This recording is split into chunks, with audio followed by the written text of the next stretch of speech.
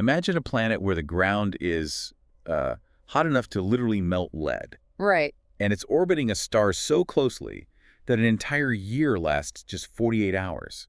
I mean, Yeah. by all the laws of classical physics, this world should be a dead, scorched rock. Oh, absolutely. A completely barren core stripped of everything but heavy metals. Yeah, exactly. Mm. So why did the James Webb Space Telescope just point its instruments at this exact planet and somehow find water? Yeah.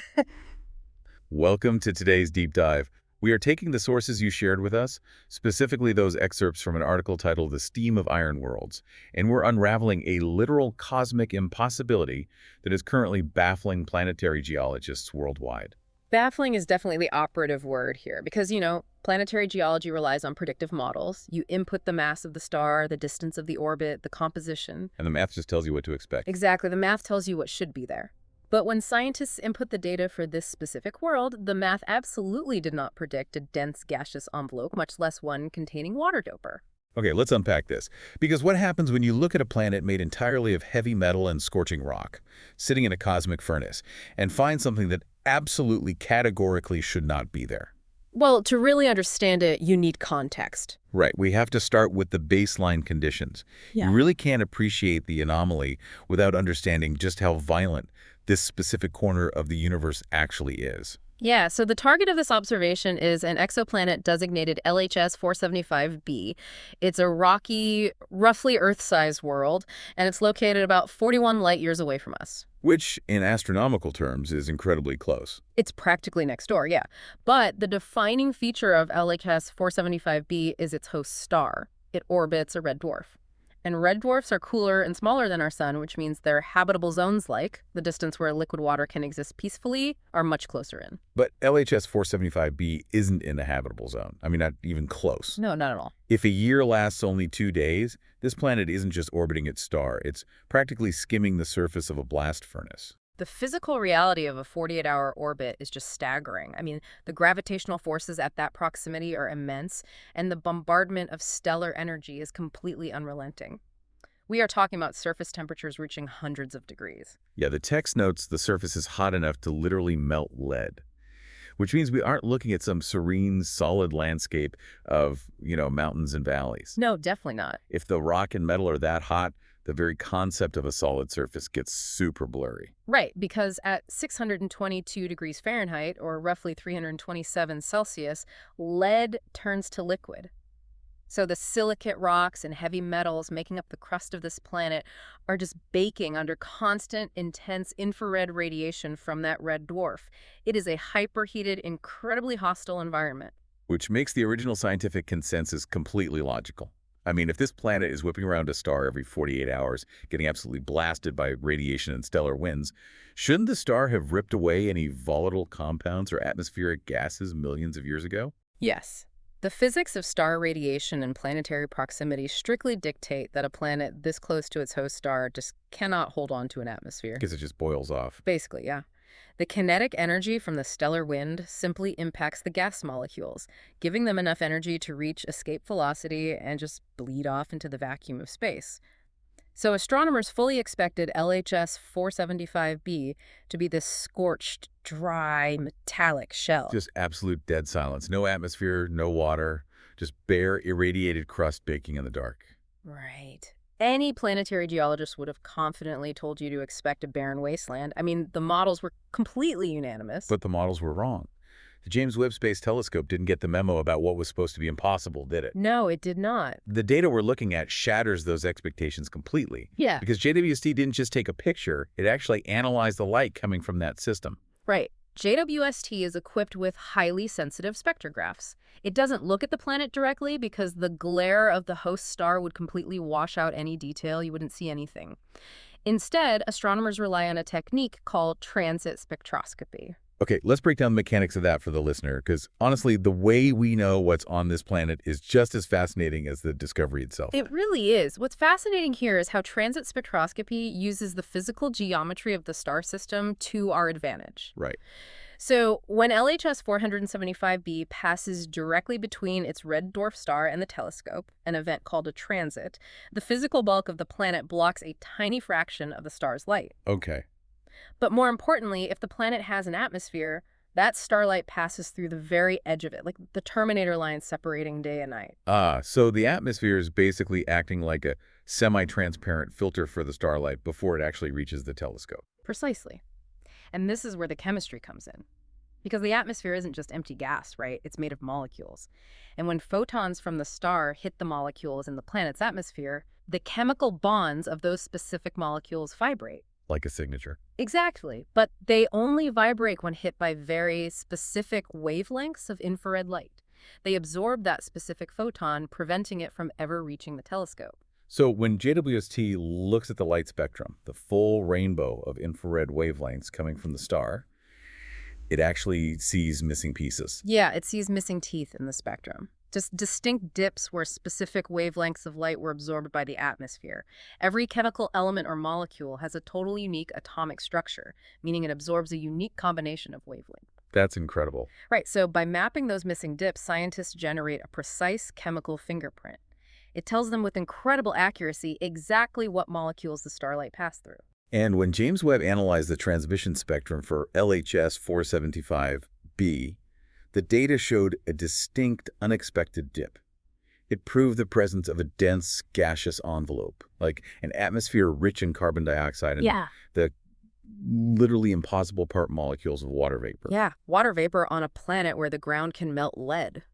Here's where it gets really interesting, though, because as a skeptic, the physics here just don't add up. Oh, not at all. Like, wait, if the planet is a literal skillet and the radiation from the red dwarf is violently baking it every 48 hours, how is it physically possible for a liquid component or vapor to survive?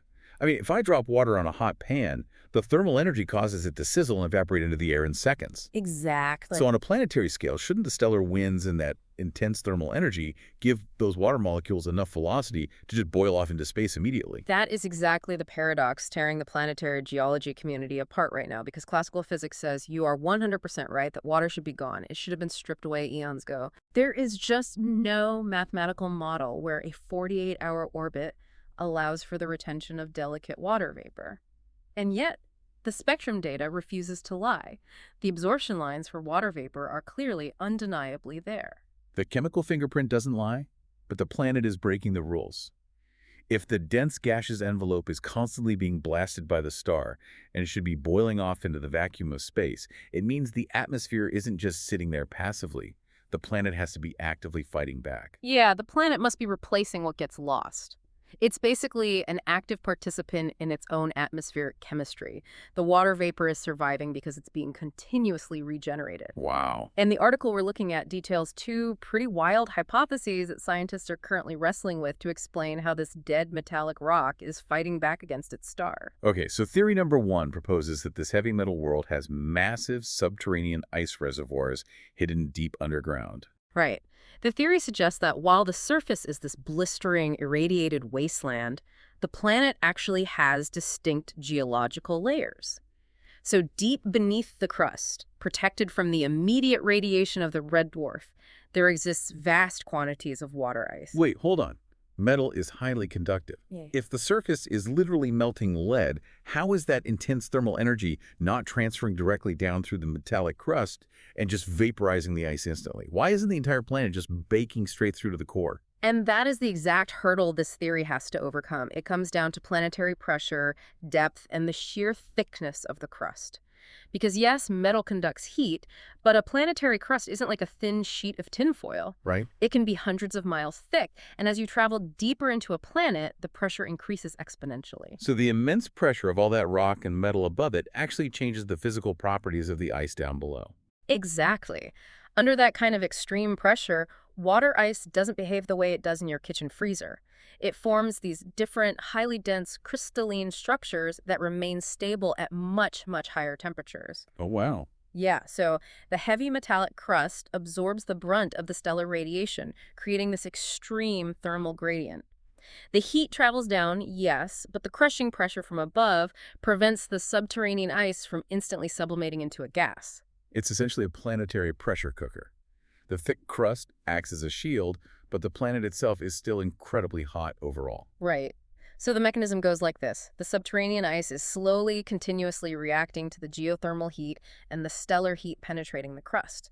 It melts and turns to vapor at a very controlled rate, venting upwards through fissures and volcanic activity in the crust, essentially replenishing the atmosphere from below. So as the red dwarf violently strips water vapor off the top of the atmosphere, the planet is literally breathing out new water vapor from its hidden icy depths.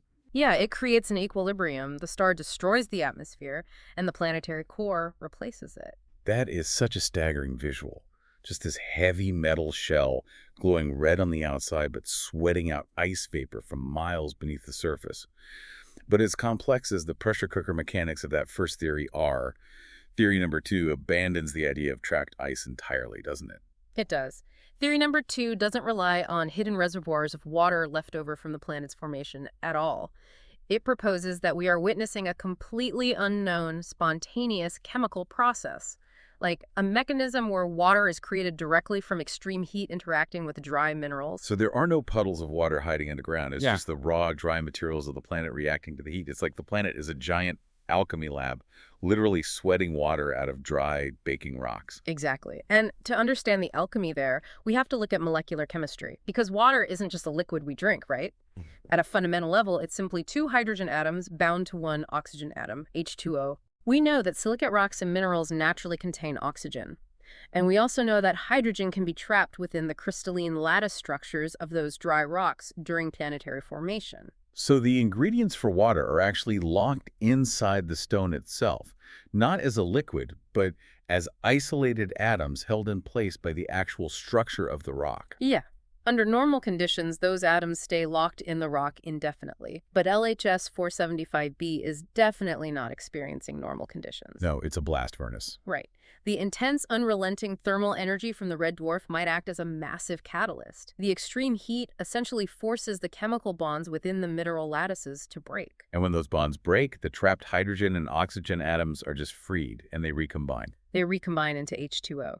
The extreme heat forces the dry rock to undergo a metamorphic reaction, spontaneously generating water vapor as a chemical byproduct, and then that vapor just vents to the surface to replenish the atmosphere. But the scale required for that is just mind-bending to me, because to maintain a dense gaseous envelope on a planet orbiting a star every 48 hours, that chemical reaction would have to be happening constantly across the entire mass of the planet. Which is exactly why scientists are struggling so hard to model it. The efficiency required for dry rock to spontaneously generate enough water vapor to fight off a red dwarf's stellar winds, it requires a chemical process far beyond anything we currently understand. It's the spontaneous generation of water out of extreme violence and dry rock. Yeah. And if we connect this to the bigger picture, this is why the data from JWST is causing such an uproar right now. For decades, the search for water in the universe was governed by the Goldilocks principle. Right. Looking for Earth-like planets. Exactly. Astronomers looked for temperate, quiet worlds. Planets sitting at just the right distance from their star where water could peacefully pool on a solid surface. We basically assumed water required gentle conditions. We viewed it as this fragile, delicate thing that needed to be coddled by a perfectly balanced environment. We really did think water was fragile, but this exoplanet forces us to completely abandon that assumption. If water can not only exist, but actively maintain a thick atmospheric presence on a heavily irradiated 2-day orbit heavy metal world, then our entire understanding of what is required to harbor water is fundamentally flawed. Wow. Water isn't fragile, it's actually incredibly stubborn. It means we've been looking at the universe through this incredibly narrow Earth-centric lens. We've been scanning the cosmos for Earth 2.0, when the universe is out there building aquatic heavy metal foundries. Whatever the true mechanism turns out to be, whether it's massive subterranean ice reservoirs held stable by crushing pressure beneath a metallic crust, or some bizarre chemical alchemy lab forcing hydrogen and oxygen to recombine inside baking rocks LHS 475b, proves a really profound point. The universe holds aquatic secrets in the most violently inhospitable places imaginable. Which really makes you stop and think about the sheer scale of what we just don't know yet. I mean, the next time you step outside and look up at the night sky, you have to realize that it isn't just a mathematical grid of dead rocks and burning gas behaving exactly as we expect them to. Yeah. It is so much weirder and so much more dynamic than our classical physics models could ever predict. Definitely. And this raises an important question, right? If we can find traces of atmospheric water vapor in a place where absolute dead silence was expected, then water might be far more common in the universe than we ever dreamed. Yeah. It might not be a rare, delicate resource localized to a few lucky temperate worlds. It might be a stubborn, inevitable byproduct of planetary mechanics, just fighting for existence and chemically regenerating in the harshest environments possible. So what does this all mean? Well, it means the planetary geology textbooks are basically being rewritten right now, all based on the infrared light dipping through a dense gaseous envelope 41 light years away. Hmm. But I actually want to leave you with one final thought to mull over, building on that second theory we just discussed. If extreme heat and dry mineral interactions can spontaneously generate water in the brutal vacuum of space on a distant exoplanet, could a similar, unknown, bizarre chemical process be silently creating water deep beneath our feet right now, hidden in the extreme heat of Earth's own mantle? It's really something to think about. I want to ask you to ponder if water really is more common than we ever dreamed. Thank you so much for joining us on this deep dive into the cosmic furnace. Stay curious.